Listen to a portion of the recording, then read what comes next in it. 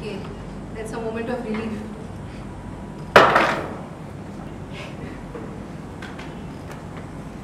How many of you like to eat sandwich? Yes, okay. Now let me tell you some facts about sandwich. It's one of the most popular meal inventions of the Western world. 2 slices of bread with filling in between is called sandwich. And in 1762, sandwich was named after John Montague, the 4th Earl of Sandwich, where he spent 24 hours at a gaming table without any other food. Now, if I ask you this information after 6 months, I'm very sure you will forget what I told you. Okay? Now, let me tell you the story of sandwich. Once upon a time, long time ago, there was a British politician called John Montague. He was also the 4th Earl of Sandwich, and he loved playing cards in his free time. History says that he used to play cards for a long time, and that means he had lots of free time. But at the same time, he loved eating something while playing cards, and that was a real challenge to keep hands free for cards while eating. So he came up with this brilliant idea of putting a slice of meat between 2 slices of toast, and he enjoyed playing cards as well as eating. And it so happened that he spent 24 hours at a gaming table without any other food. And since then, this dish was named as sandwich because he was the 4th Earl of Sandwich, and it has become one of the most popular meal inventions of the Western world. Now, if I ask you the story after 2 years, I know you will remember the story of sandwich. I think that's the beauty of stories. Edwards Deming once said, "In God we trust, all others must bring data." One statement, and it has all the power of data crunched into this quote. Today we are literally in the ocean of data, and all of you know better. So we are dealing with 2.7 zettabytes of electronic data, which is equivalent to 200 billion HD movies. 90% of the data was created in the last 2 years, and you can imagine the rate at which it is growing. And but why do we run so much after data?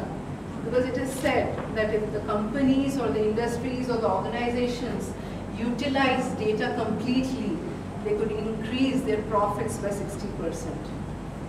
When we're talking about so much data and its utilization, it comes with a lot of challenges. So what are the challenges you face when it comes to working with data? Anyone? Is it the sheer amount of data?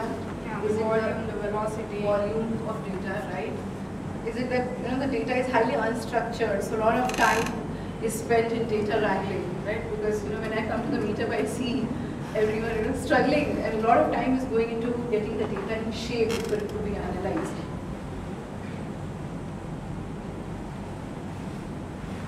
Data is extremely powerful and it's being used in a lot of areas.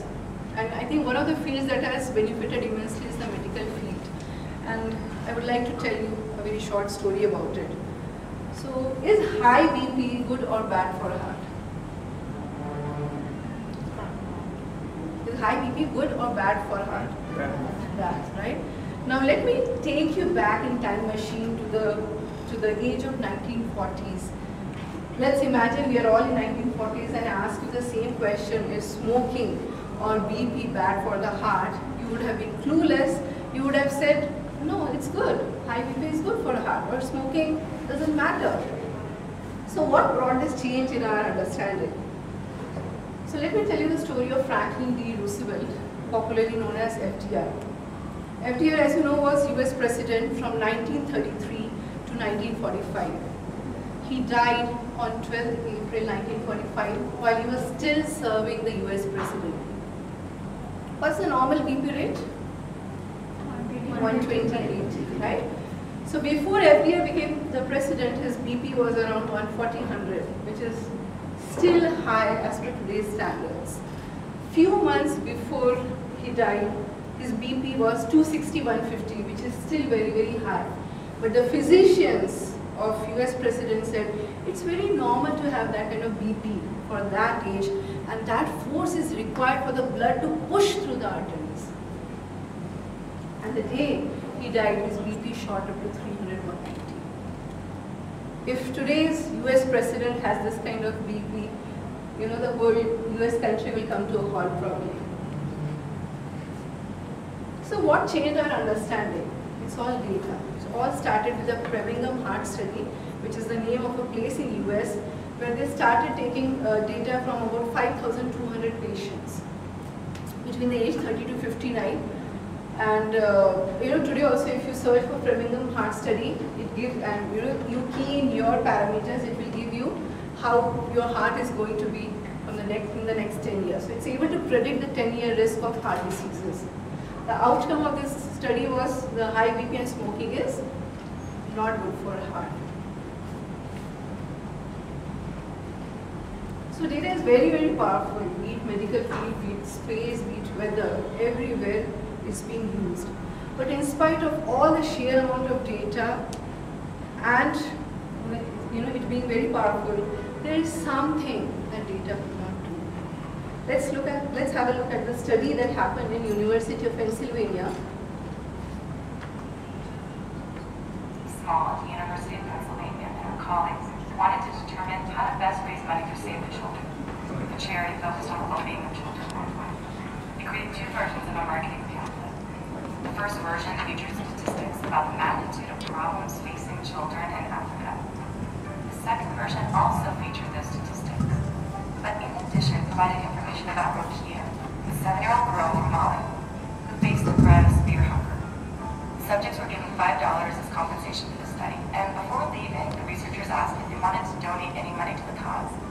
The individuals in the story division gave nearly twice as much money as those in the statistics division.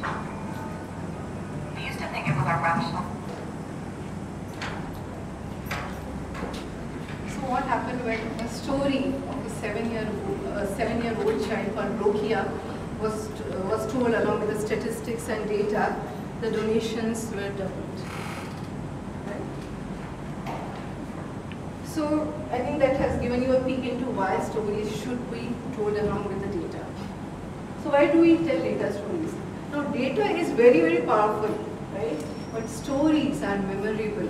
So when you tell story along with the data, it makes the data unforgettable.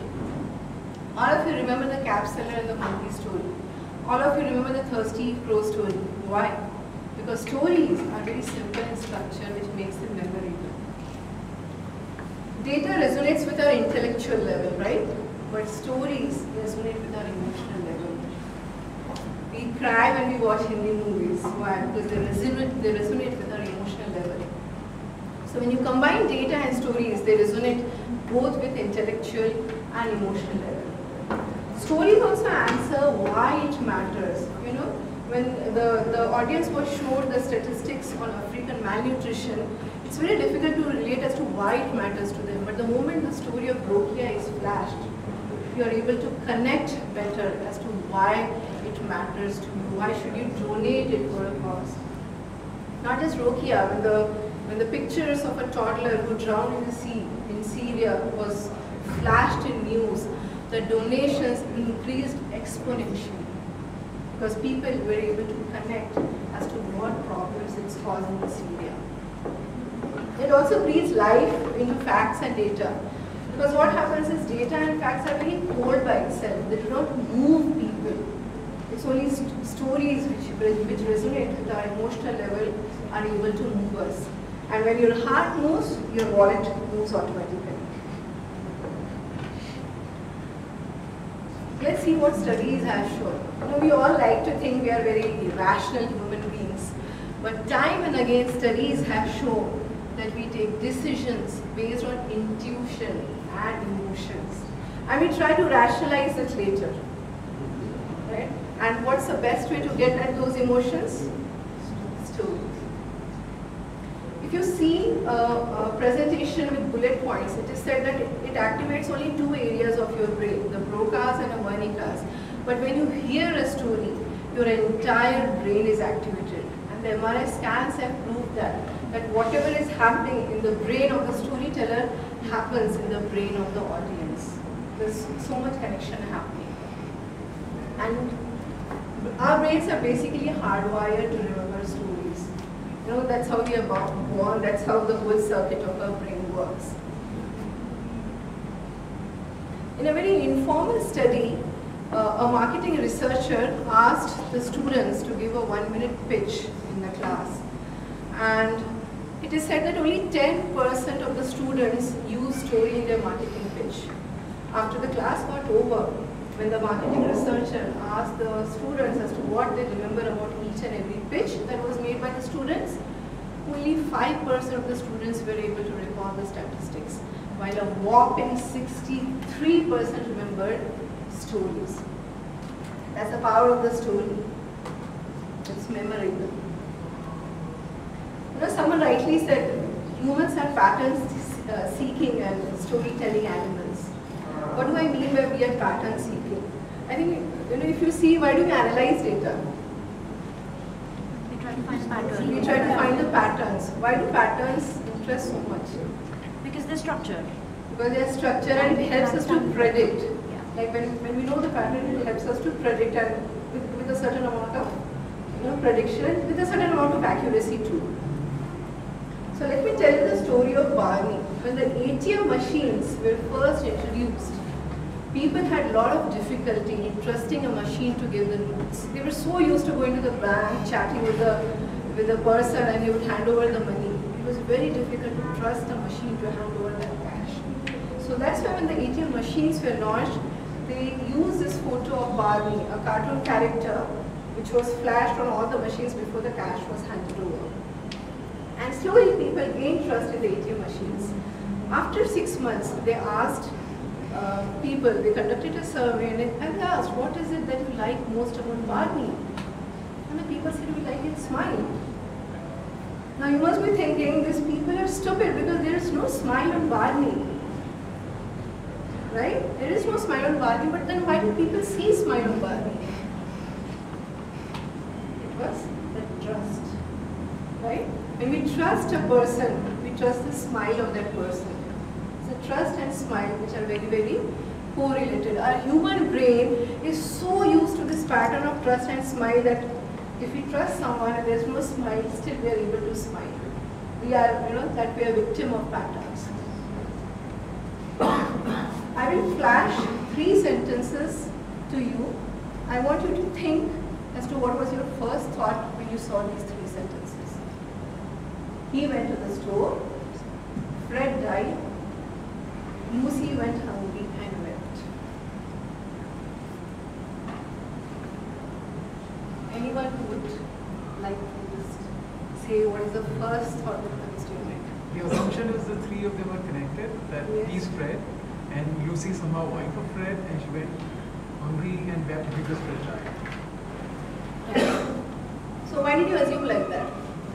I never said they are correlated Yes, I'm statements. saying, Yeah, but that's yeah. the first thing that came Yeah, up. because that's how our brain perceives information.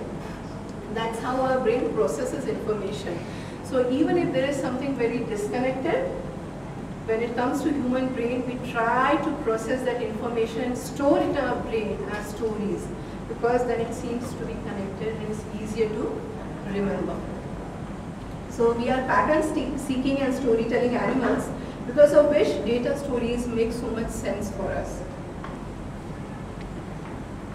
So there are, you know, we are talking about data, and there are so many data analysts here, and there are a lot of definitions of data analyst, you know, coming across internet. But what I really love is this definition: moving the data from its moment of creation and making it understandable by the decision makers at the moment of need.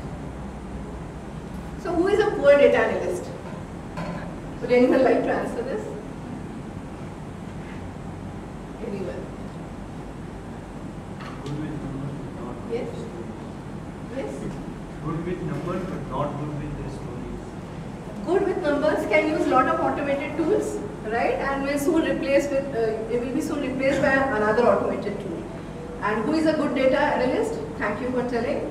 A poor data analyst plus a data storyteller makes a good data analyst. So, you know, we are talking about data storytelling, but what it actually means. Data storytelling is nothing but data visualization plus narrative storytelling. And as you know, the data visualization is nothing but the power to show the story behind the data, while narrative storytelling is the text, the video, the stories that you tell along with the data. So we'll just have a look at the history of data storytelling.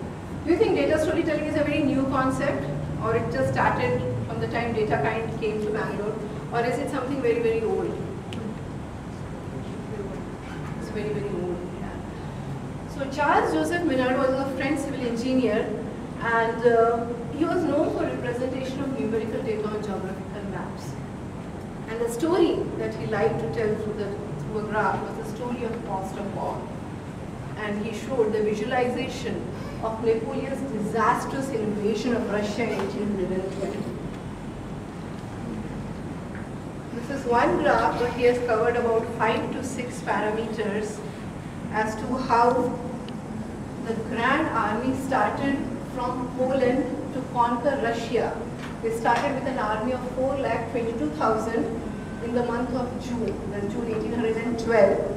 And they reached Moscow with only 1 lakh soldiers remaining.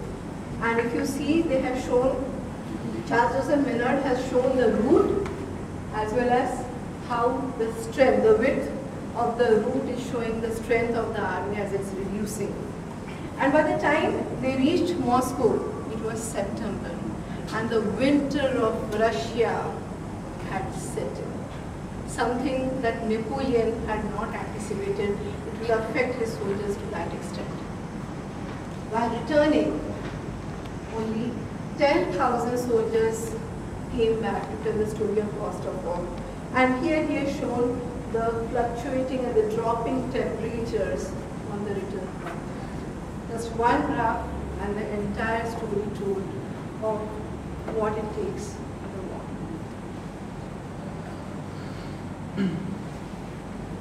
John Snow is another one of the earliest data storytellers. In the 1850s, it was believed that cholera is caused due to polluted air. Thanks to industrial revolution, that's what everyone thought of. But John Snow had a hunch that cholera is caused because of contaminated water. So when there was an outbreak of cholera in London, he took the map of London and marked all the houses where people died along with where the water pumps were there. And this was the map that he came across with. It's not very clear, so later the data analyst used CartoDB and came out with this map, and the bubbles represented the deaths in that area, and the blue ones are the water pumps. And he was able to show that all the deaths were concentrated near a particular water pump. He took this map to the corporation, and the corporation broke the handle of the pump so that no one is able to take water from that particular pump.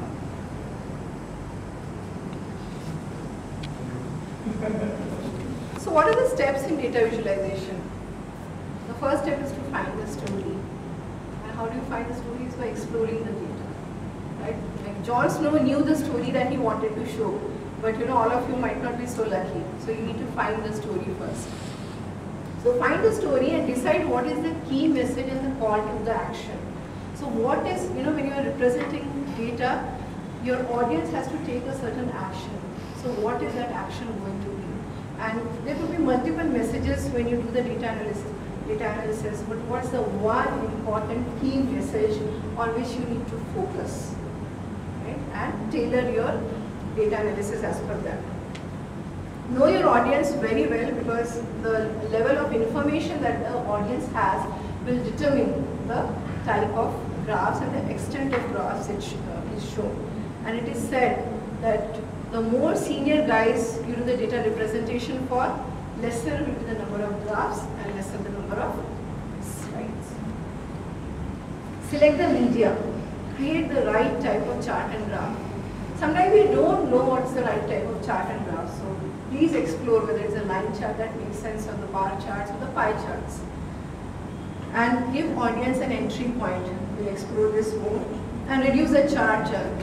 Anything that does not add to the data story, or anything that does not help you to present data, remove it from the chart.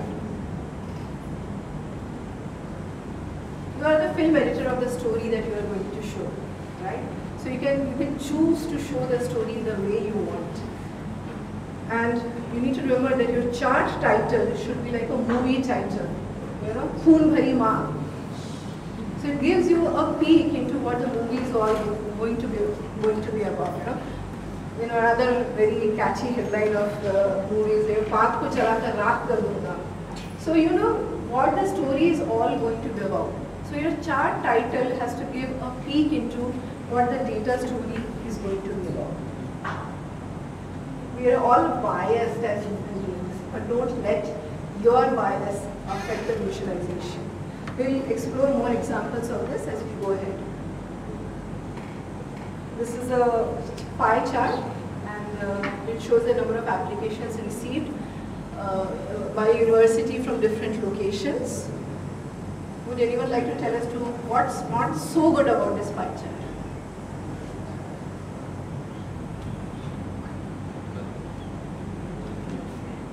Colors are very distinguishable from each other. Yeah, so there are too many things trying to get your attention. You don't know where to focus. Also, chart labels is a lot of effort.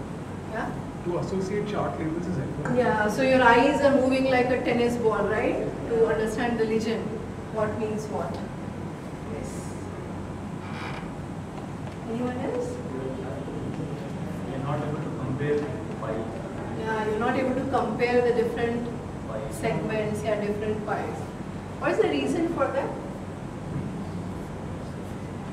We have to move the numbers. Yeah. So we find it very difficult to compare the areas. It's easier for us to compare the lengths. Another reason why it's very difficult to compare the areas is human eyes are very good at judging angles only of 90, 180, 270 and 360. Any other angle is very difficult for the human brain to comprehend. So let's see if we can replace the pie chart with a simple bar graph, which is much more easier to understand. There is no legend, so your eyes are not moving. You know where to focus on because Bangalore is leading. If you see the chart title itself is saying the applications received and the Bangalore is leading. So the moment you see the chart title, you know what to see in the graph. So it makes your work easier.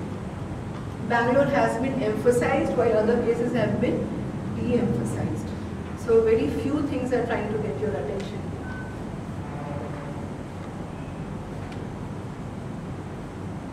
This is the sales in lakhs of rupees of southern region. In the first graph you see, you don't know where to focus on, right? You don't know what the story is about. And the graph fails to give you an entry point into the chart. But if you look at the second chart, it has been marked in red, which is very indicative that red is color of danger. The sales is very, very low. So you know where to focus on. And sometimes we don't even want to use red. So instead of that, we can use the darker shades, that color. Right? So basically, any difference that you see in the color is perceived as the actual difference in the data. Right? So the moment you see red or dark blue, you know there's something different about it. You are giving an entry point to the audience into your chart. So it's very nice to talk about colors and how colors are used for analysis of data and the charts. But you know, there's a drawback and we'll come to that. So can you help me count the number of strawberries on the left, in the left picture? Roughly. 8 to 10 or 10 to 15. Okay. What about the right chart? It's similar. It's similar, but do you think the task is a little difficult? Why? It's not distinct. It's not distinct, right? It's not easy to distinguish the red and the green, right? So counting the number of strawberries is a tedious task when you cannot differentiate red and green. The right picture is the one as seen by someone who is color vision deficient. Right?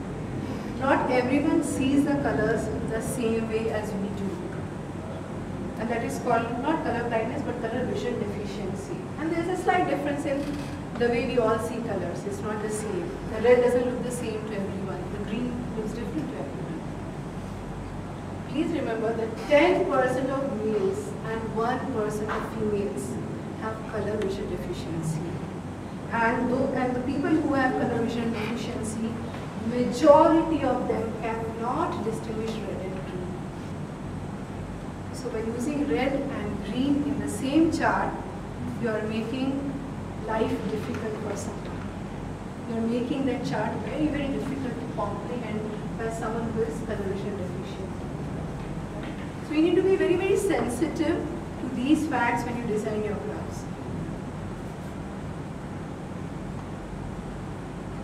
This is one of the very beautiful graphs which shows the literacy level of Africa as compared to the continents, and it is covered very beautifully. Africa is the lowest in literacy.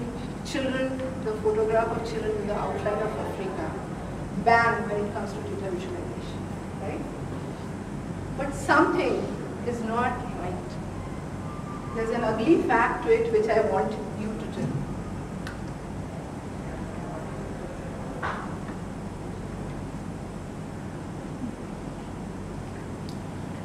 They don't all start at zero. Yeah. They don't start at zero. It doesn't start as zero, right? So when you see here, you think that literacy in Africa is half that of Asia, right?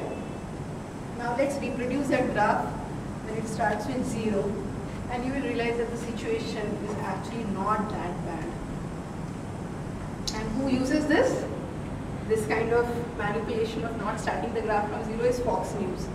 They do a lot of time in presidential elections where you just see the graph, and by the time you actually focus on the axis, the graph is off from the news.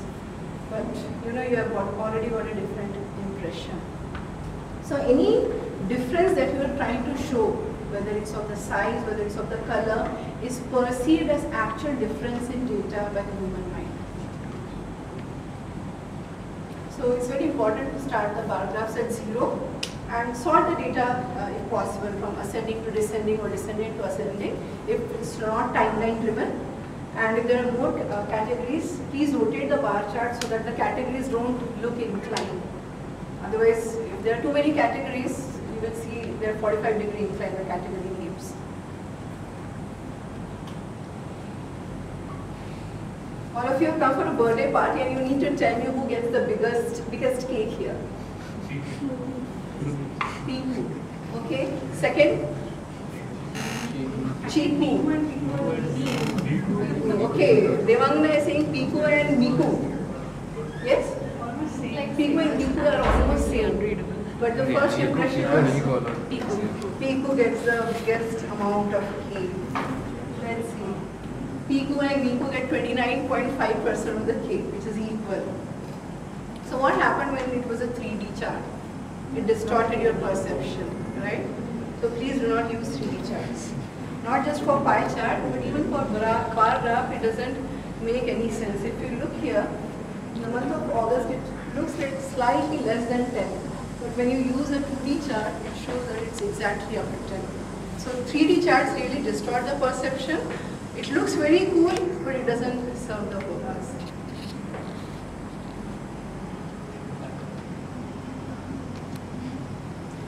This is a graph which shows the rise of female CEOs in Fortune 500 companies in the past 20 years.